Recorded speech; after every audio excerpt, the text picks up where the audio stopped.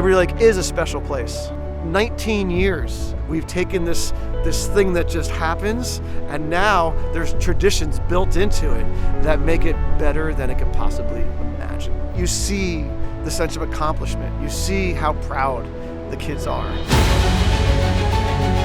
And you know, it's those moments in life that give those kids a feeling of individuality, a feeling that they can accomplish things, right? That they don't need their parents to help them do everything, that they can do it on their own. It's such a big step in life. Here we had this extraordinary world that we put together, where we were all together as we tried new things, as we expanded what our perceived limitations were. You know, when you go up and down that driveway all summer and you're seeing independence, integrity, aspiration, friendships, right? It starts getting ingrained in you, and you realize why you're here.